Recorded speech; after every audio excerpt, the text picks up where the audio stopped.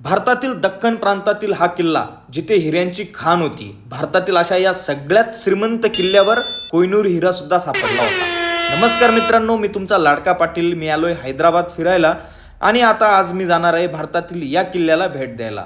तर सकाळी मी लवकर निघालो कारण की दुपारी या हैदराबादचं ऊन अतिशय जोरदार असतं. मग या उन्हाचा तडाखा बसू नये म्हणून मी सकाळी या किल्ल्यावर जाणार होतो. अर्ध्या तासाच्या प्रदीर्घ प्रवासानंतर मी फायनली किल्ल्यावर पोहोचलो होतो. आणि जर तुम्ही ओळखला असेल तर हो मित्रांनो, या किल्ल्याचं नाव आहे गोलकिंडा किल्ला. तर मित्रांनो, याला मराठीमध्ये गोवळकिंडा किल्ला असं सुद्धा म्हटलं जातं. तर मित्रांनो, हा किल्ला भारतातलाच नव्हे तर जगातला सगळ्यात श्रीमंत किल्ल्यांपैकी एक होता. किल्ल्याची दारं सकाळी 9 वाजता उघडतात आणि मी 8 वाजताच तिथे पोहोचलो होतो. थोडासा लवकरच पोहोचलो होतो. मग म्हटलं आता उरलेल्या वेळात करायचं काय, तर मी शेजारी असलेल्या गोल्डन पकवान नावाच्या या कॅफे आणि रेस्टॉरंटमध्ये गेलो. तर मित्रांनो, इथे मी जेव्हा आत गेलो आणि मी सर्वात आधी टेस्ट केली ती म्हणजे इथली इराणी चाय. जर मित्रांनो तुम्ही हैदराबादला आले आणि इथली इराणी चाय आणि सोबतच मस्तपैकी हे उस्मानिया बिस्किट जर तुम्ही मिक्स करून खाल्ले नाही तर हैदराबादला येण्याचा काही फायदा नाही बरं. तर मी आलो, इराणी चाय सोबत बिस्किट खाल्ले आणि नंतर मी 9 वाजता आलो किल्ल्याच्या गेटवर, जिथे मी 25 रुपयाचं हे तिकीट काढलं आणि आतमध्ये प्रवेश केला. माझ्यासोबतच बाकीचे व्हिजिटर सुद्धा आता हळूहळू यायला सुरुवात झाली होती. तर मित्रांनो, या संपूर्ण किल्ल्याचा मी इतिहास, भूगोल आणि इथे शिवाजी महाराजांनी जी भेट दिली होती त्याचे संपूर्ण किस्से तुम्हाला सांगणार आहे. हे तुम्हाला ऐकायचे असतील तर आत्ताच या चॅनलला फॉलो करून घ्या आणि आपल्या पुढच्या व्हिडिओचा वेट करा. धन्यवाद. तुम्हाला माहिती आहे का, हैदराबादचा हा किल्ला फक्त राजवाडाच नव्हता तर जगातल्या सगळ्यात महाग हिरे Kohinoor, hope diamond, Dresden diamond यांची पहिली खाण इथेच होती. नमस्कार मित्रांनो, मी आज आलोय गोवळकोंडा किल्ल्यात आणि आज आपण बघणार आहोत या किल्ल्याचा रोमांचक इतिहास. तर जर तुम्ही या किल्ल्यामध्ये प्रवेश केला तर तुम्हाला कळेल की इथे एकेकाळी किती वैभव, श्रीमंती आणि युद्धनीती होती. गोवळकोंडा किल्ल्याची सुरुवात ही 11व्या शतकात काकतीय राजवंशाच्या काळात झाली. तेव्हा हा फक्त एक मातीचा किल्ला होता. नंतर इथे बहामनी सुलतानाची सत्ता आली आणि त्यानंतर 1538 ते 1687 या काळात कुतुबशाही सुलतानांनी हा किल्ला भक्कम दगडी साम्राज्यात बदलला. म्हणजेच कुतुबशाह सुलतानांनी या किल्ल्याचा चांगलाच कायापालट केला होता. कुतुबशहाच्या 7 राजांनी इथे जवळपास आपलं राज्य विस्तारलं होतं. कुतुबशहानंतर 1687 मध्ये औरंगजेबाने या किल्ल्याला वेढा दिला आणि औरंगजेबाने हा किल्ला जिंकला. औरंगजेबानंतर तिथे निजामशहाने सुद्धा सत्ता गाजवली तर बरेच दिवस इंग्रजांनी सुद्धा आपली इथे सत्ता गाजवली होती. या किल्ल्यावर हिंदू त्याचप्रमाणे मुस्लिम राजांनी आपली सत्ता गाजवली. त्यामुळे किल्ल्याची जी कला आहे आणि बांधणी आहे त्यामध्ये हिंदू आणि मुस्लिम या दोघं धर्मांचं तुम्हाला बांधकाम दिसतं. या किल्ल्यावर मस्जिद सुद्धा आहे आणि एक जगदंबा मातेचं मंदिर सुद्धा आहे. तर हा किल्ला अतिशय भव्य आणि दिव्य आहे. जवळपास 5 किलोमीटरचा हा किल्ला आहे. या किल्ल्यावरून तुम्हाला संपूर्ण हैदराबाद शहर, सिकंदराबाद शहर आणि त्याचप्रमाणे कुतुबशहाची थडगी सुद्धा इथूनच दिसतात.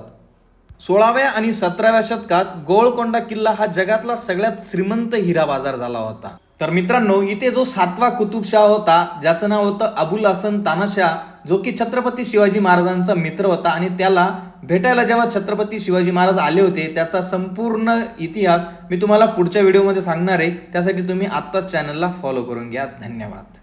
छत्रपती शिवाजी महाराजांचा राज्याभिषेक झाला आणि त्यानंतर दक्षिण दिग्विजय मोहीम म्हणजेच कर्नाटक मोहीमसाठी महाराज तंजावरच्या किल्ल्याकडे जात होते. तेव्हा रस्त्यात त्यांना गोवळकोंड्याच्या कुतुबशहाने आमंत्रण दिलं होतं. महाराजांनी आग्र्याहून आपली सुटका केली होती. त्यानंतर शाहिस्तेखानाची बोटं छाटली होती आणि नंतर अफजल खानाचा कोतळा खाल्ला होता. त्यामुळे छत्रपती शिवाजी महाराज दक्षिणमध्ये इतके प्रसिद्ध झालेले होते की महाराजांना गोवळकोंड्यामध्ये पाहण्यासाठी हैदराबादची संपूर्ण पब्लिक तिथे आली होती.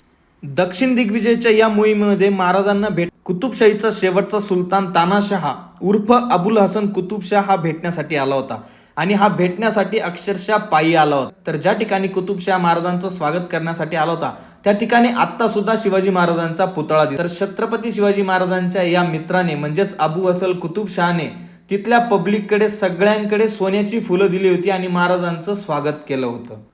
औरंगजेबापासून आपलं संरक्षण झालं पाहिजे म्हणून कुतुबशहाने छत्रपती शिवाजी महाराजांसोबत ही हात मिळवणी केली होती. तर या बदल्यात महाराजांना कुतुबशहा दरवर्षी 10 लाख होऊन द्यायचा. सोबतच महाराजांनी त्याच्याकडनं एक ग्वाही घेतली होती, ती म्हणजे या राज्यातील कोणत्याही हिंदू किंवा मुस्लिम बांधवाला या राजापासून कोणताही छळ होणार नाही, त्याचप्रमाणे दक्षिण भारतातली सर्व मंदिरं ही सुरक्षित राहतील याची ग्वाही कुतुबशहाने दिली होती. त्याचमुळे दक्षिण भारतातली सर्व मंदिरं आज अतिशय चांगल्या पद्धतीत आहे, ज्याचं सर्व श्रेय जातं आपल्या छत्रपती शिवाजी महाराजांना. गोवळकोंड्याच्या या भेटी दरम्यान महाराजांचे प्रसिद्ध सेनानी यसाजी कंक यांनी हत्तीबरोबर लढा दिला होता. यामुळे कुतुबशाह अतिशय खुश झाला होता.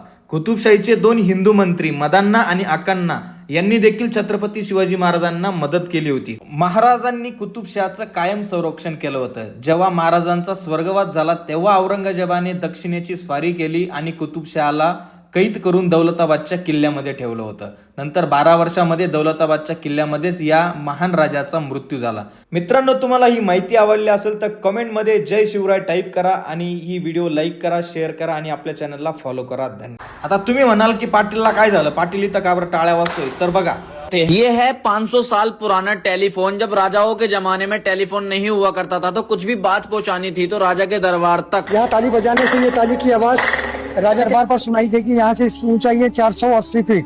देखिए राजा का दरबार इधर आइए, वो राजा के दरबार पे सुनी जाती है. हाँ, तो यहाँ से इसकी ऊंचाई है 500 फीट. 1 ताली राजा, 2 ताली मेहमान, 3 ताली दुश्मन. तुम्ही बघू शकता गोवळकोंड्याच्या या किल्ल्यात साऊंड इंजिनिअरिंगचा किती भन्नाट यूज केलेला आहे. तर मित्रांनो, इथे ही जी जागा, या जागेवरनं जर तुम्ही कसलाही आवाज काढला तर तो लिटरली 500 फूट उंचीवर असलेल्या या किल्ल्यावर जात राहतो. म्हणजे राजाला इथून मेसेज तिकडे डिलिव्हर होतो. तर हा सगळ्यात श्रीमंत किल्ला होता आणि इथे जर जॉब करायचा असला तर फिजिकल टेस्टमध्ये हे 240 किलोचं हे वजन होतं, जे एकट्याने उचललं गेलं पाहिजे होतं.